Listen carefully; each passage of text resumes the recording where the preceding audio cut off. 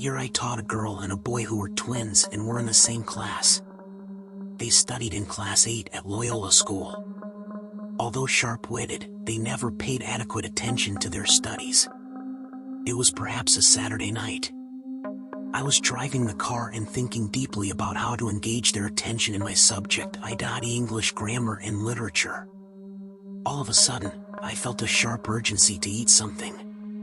Parking the car on the roadside, I entered a shack selling boiled eggs. An old woman greeted me with a faint smile. It was raining lightly. I ordered 2 eggs, but I was still terribly hungry. She didn't have anything else which I needed to eat.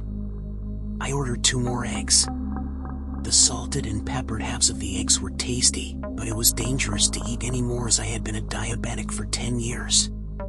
It began to rain more and more, and then torrentially. An old man, perhaps a laborer, was standing there for the rain to abate. He was carrying an umbrella. He came forward to share his umbrella with me and walked me to the car. As I was driving, I felt very much fatigued. I had taught 7 classes from morning to evening till 10 o'clock. As I reached the Stewart School traffic post, I began to gaze at the traffic policewoman with deep curiosity. I couldn't believe my eyes. Her face was turned backward and she was smiling. Averting my eyes from her, I forwarded my attention to the car in the front. It was Dr. Mishra's. Dr. Santanu Mishra was my neighbor. He was then a cardiologist with Kalinga Hospital. I loved him for his keen interest in politics. No news ever escaped him.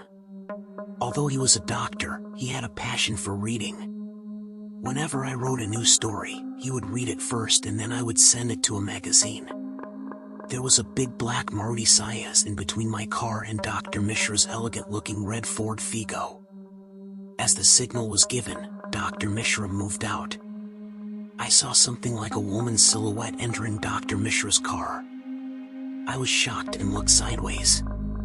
The weird woman regulating the traffic so late that night had vanished.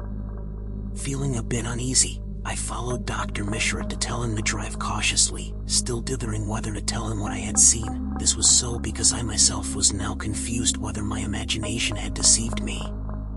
However, it soon became clear that something fishy was going on. Dr. Mishra's car was zigzagging along the road in a most frightening manner. In the meantime, I was breathing hard and my hands on the steering wheel were trembling. Cars overtaking me were not able to drive past Dr. Mishra. They were scared of a violent possible collision with the Ford Figo that seemed to be driven by a madcap or a sozzled rogue. I was also filled with scare and panic driving my little car at a snail's pace. Dr. Mishra's car crashed into a roadside eucalyptus tree. Next, black smoke and fire came out of the car. Wasting not a single second, I ran to his rescue. Daring the raging flames, I pulled him hard by the legs out of the burning car, mustering all my strength and courage. 2 young men and an auto driver came running to me. The flames were devouring the beautiful Ford Figo. Dr. Mishra was found severely burned, his face and clothes covered in blood and emitting a nauseating smell as the blood was also burning. His trousers and t-shirt had caught fire, rendering him almost 60% burnt. His eyes were unusually large and bulging out of their sockets frighteningly. We rushed him to the government hospital and I requested a brother-in-law of mine who was then employed there to take care of him. He promised maximum help in treating him, especially when he knew the patient was a doctor too. On my return home, I had to do a bit of explaining to my wife for my late arrival, and she listened to me with enormous interest and fear too. Eventually, I said, after all, the fate of a man like Dr. Mishra. So sweet-natured and gentlest of people I know. My daughter mocked, "Mama, everyone Papa knows is sweet-natured and gentle. The doctor must have neglected her treatment, resulting in her death. Or he might have raped a woman whose spirit is now trying to take his life." This was what my wife said. I took dinner and we went to bed, but I couldn't sleep at all. My mind was so troubled that I thought I would spend a sleepless night.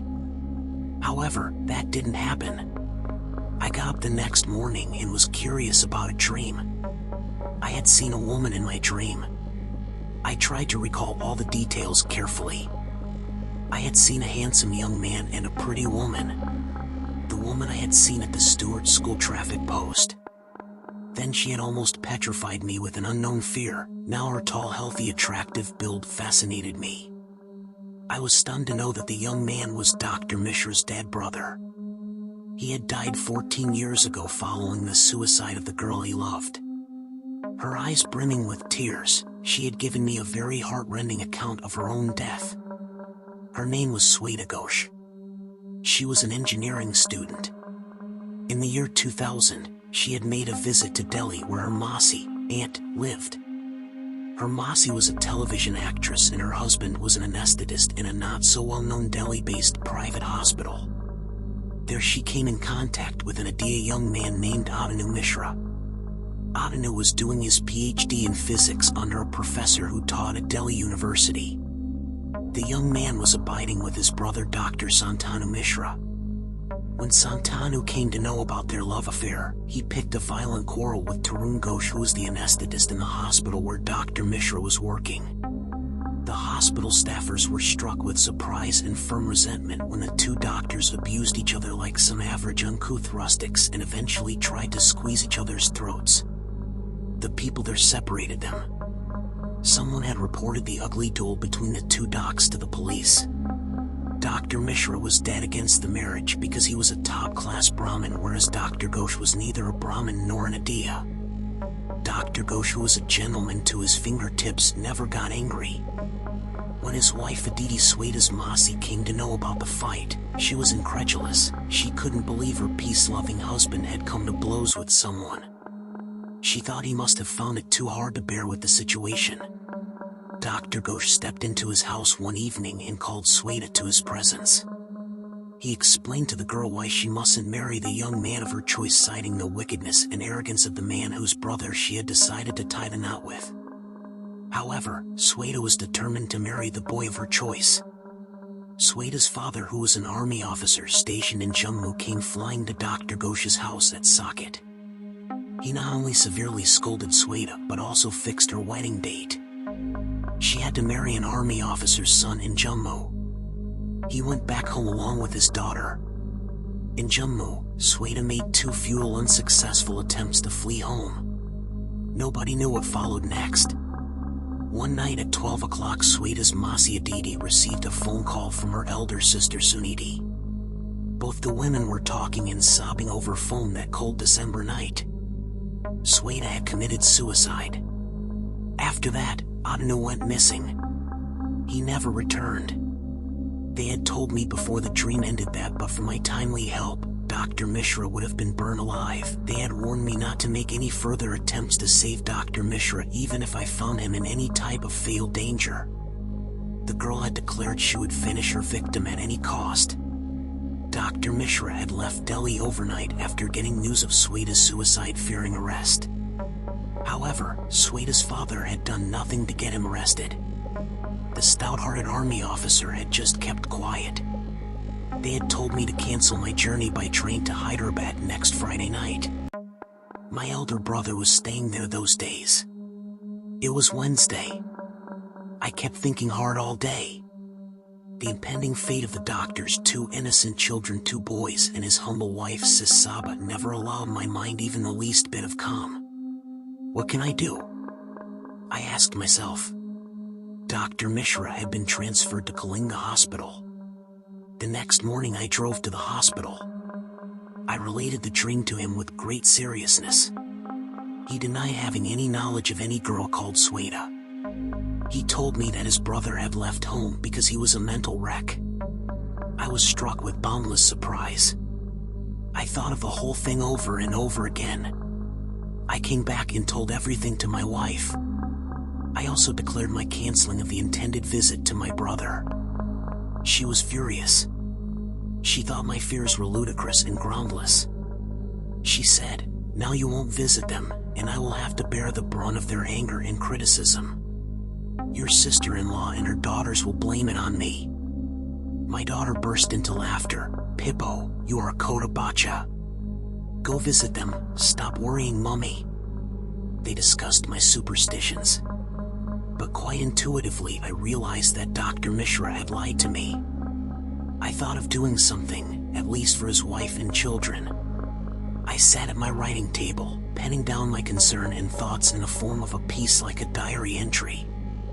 I had explained how the worldly wise behaved, being indifferent to virtues like kindness, charity, and benevolence.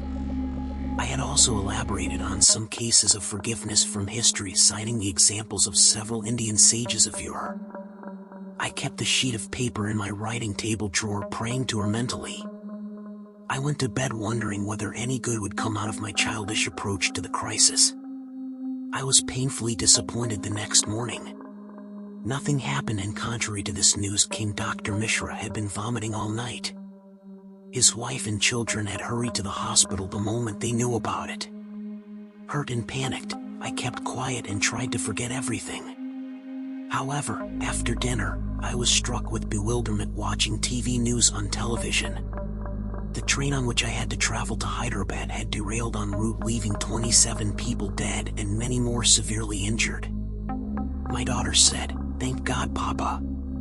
You didn't travel." My wife joined us. We talked far into the rainy night. I didn't know when I fell asleep, but I was able to recall someone telling me as follows: "Why are you so worried about another man's wife and children? Mishra will not die.